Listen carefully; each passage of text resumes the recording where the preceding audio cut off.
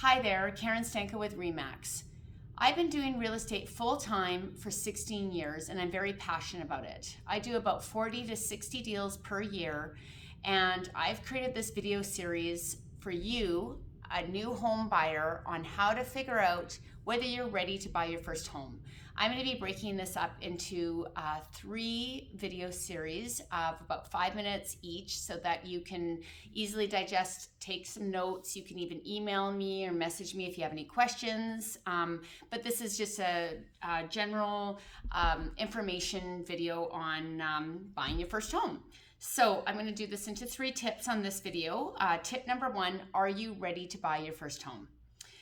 Financially, who knows, right? Well, you will know by checking your own credit.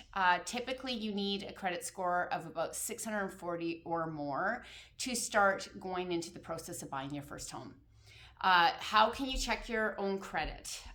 There are online ways of checking it that won't even affect your credit score, like Credit Karma is one, and there is other ways of checking it. Now, if you find that there is some blips in your credit history, a lot of times even a cell phone bill that was unpaid, left unpaid, can really hurt your credit. What you can do is you can contact the people or the companies that have maybe a collection out, try and close that collection, and then build up your credit if it is lower than the 640 by paying your bills as full as possible on time for 2 or 3 months to build up that credit score, and then keep checking it. 3 months can make a difference of almost 100 beacon points if you're really diligent about doing that. Very important. Otherwise than that, there are some lenders, but they're typically B lenders that charge a little more, that have, if you have a 600 or to 650 credit score. How much do you need to buy your first home? This is a huge question for you. In Canada, typically you need about 5% down. So that's kind of the benchmark to start. If this isn't your first home and you're buying your second home, maybe you went through a divorce or different things like that, or it is a rental property, an investment property, you need up to 20%.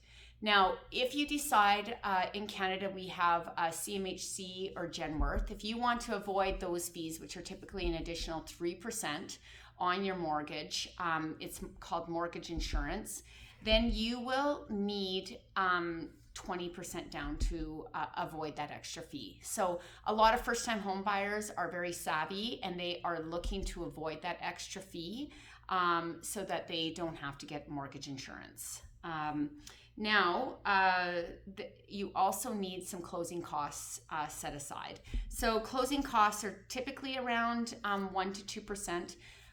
What are closing costs? Well, closing costs would include your insurance for your property that you're buying, your taxes, and there may be there's a tax adjustment that takes place. So for instance, if you're buying a property in September, the client, the seller may have paid his property taxes up to June, you'll have to pay him back. And you can set up your taxes once you purchased it to go monthly. So there is that little adjustment, plus there is legal fees as well. Typically on a purchase, it's about $1,000 to $1,200 for your legal fees. So make sure that's set aside. There is a number of other things that come up. Now, are you financially ready to be buying it? Meaning, have you been in a job over the last year that is quite stable? There's different type of incomes that you can use to get your mortgage. So child support, spousal support can be used. Your job income, you usually have to be in a position for at least 3 months to be able to qualify for a mortgage.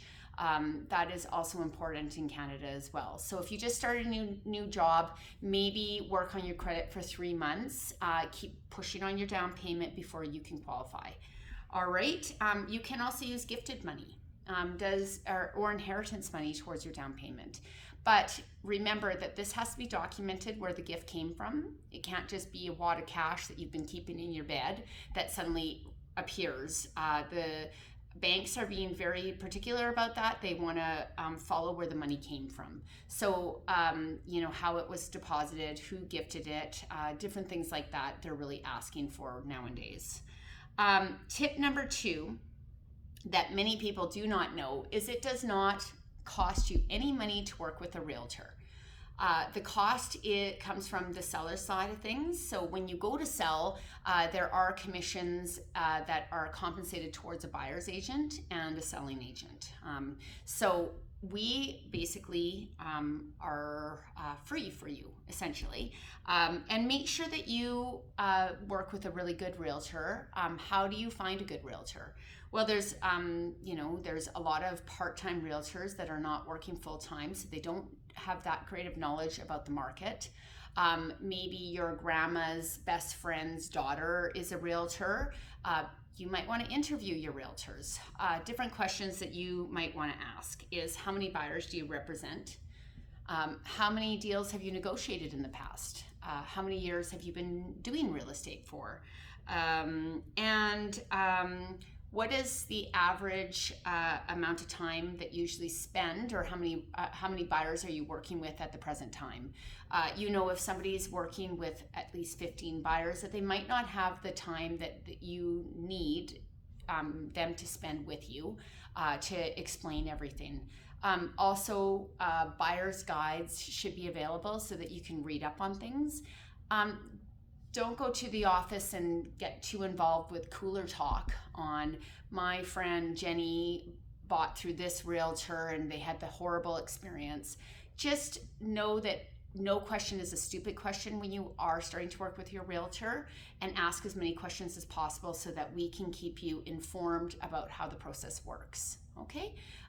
That way you're not questioning and worrying about things. You really are hiring us to work in your best interest. And that is part of our fiduciary duties. So it is really important.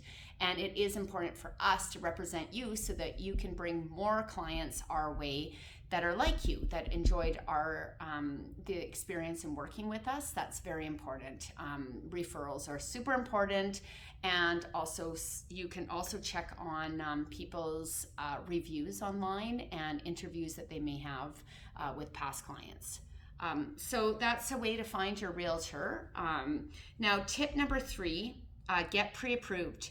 So you can go to your bank and get a pre-approval in place. Lots of people feel comfortable with that.